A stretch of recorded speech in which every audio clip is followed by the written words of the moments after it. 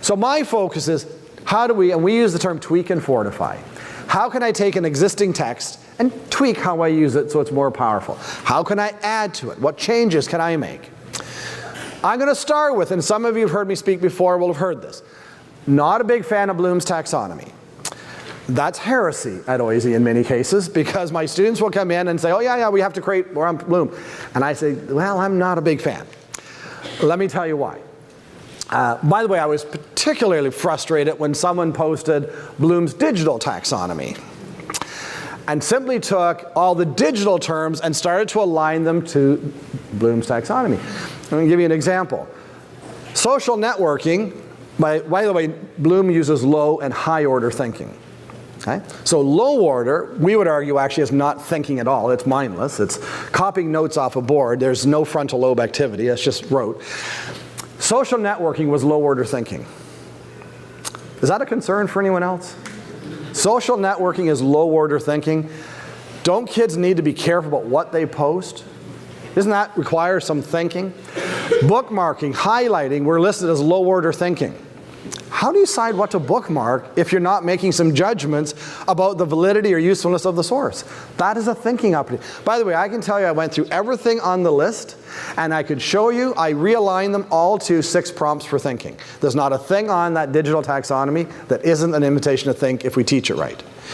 And I sent back a tweet saying, isn't it time we get past a 1950s conception in a digital world? Maybe it's time we rethink. Let me tell you why I have this concern with Bloom. By the way, I like Bloom in terms of that's an evaluative question, that's a recall question. I'm okay with that. But we've tended to use Bloom as a pedagogical frame. By the way, I'm not saying Bloom intended that way, but we've used it that way. Look at our achievement chart. We put knowledge and understanding separate from thinking. Can anyone in the room tell me how you demonstrate understanding in the absence of thinking? Because I don't know how you do that. Understanding requires thinking. How do you communicate effectively without thinking about purpose and audience? Teachers for years have said to me, I don't really think I get the difference between application and thinking. Thinking is the quality of the work we want. Okay? Whether it's how you communicate it, how you apply it, how you demonstrate understanding, thinking should cut across all of those. Right? In fact, if it were up to me, I would take thinking out, and I'd make it the difference between level 4 and level 1. That at a high end, you demonstrate deep, rich thinking in all these areas. Let me give you another quick example, just as a caution. Grade 10 history.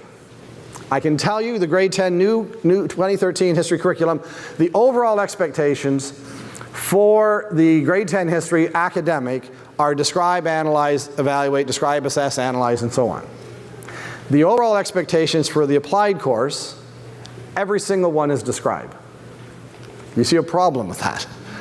We're saying that our applied kids just need to be able to describe, they don't need to assess and evaluate. I want to say to you, thinking should be the foundation for every child in our schools. It's not what we do with our more academic. We need to get past this. And by the way, why have I used this term knowledge hierarchy? I think often schools are knowledge hierarchies. How many kids believe if it's in a textbook, it's true? If the teacher tells me this in a lesson, it must be true. By the way, when we show movies in our class, how many times are worksheets given out to fill in information, find the information in the video, not challenge the video? Notice what I was doing with Pocahontas. I want to problematize it.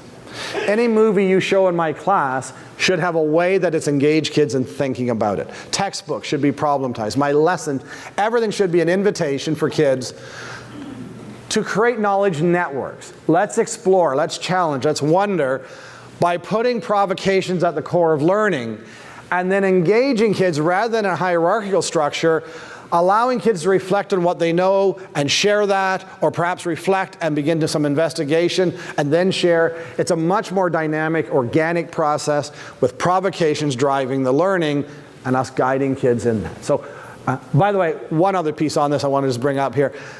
I love David Weinberg. If you have a chance to read, David Weinberg wrote a book called Too Big to Know. And his premise is that there's so much information in the world today, no one person can be an expert. Loved his subtitle, that the smartest person in the room is the room. I think yesterday the fact that Tony spoke to you without physically being in the room speaks to David Weinberger's point. That when we have problems to solve, we have issues to deal with, Putting our heads together is a far more powerful way to learn, and it's not limited by these four walls. The room, as he talks about, it could be virtual or not. How do we come together? I don't know if any of your schools, do any of you know Worldviews, the website Worldviews? Let me just tell you real quick. Julia Coburn out in Kitchener-Waterloo created this website called Worldviews, free for schools to sign up. Her goal was to get kids around the world talking to each other. So by the way, Worldviews is world, and V-U-Z-E, all one word, worldviews.com. Your school signs up, your kids are invited to post questions. Kids around the world who are involved respond to those questions. Grade 2 class learning about clean water assumed that in Africa, the big challenge is finding clean water. They posted some questions, and the grade 2s in Tanzania wrote back, no, it's not. It's the wild animals we have to worry about when we go to get the clean water. That's our big challenge. The grade 2s in Canada, we didn't think of that. But it creates a dialogue. The kids start to post questions. They learn from other kids around the world. Wonderful example of creating a knowledge network. Rather than thinking I'm going to find truth in a book, I'm going to explore. I wonder if what we found fits with what we hear from others.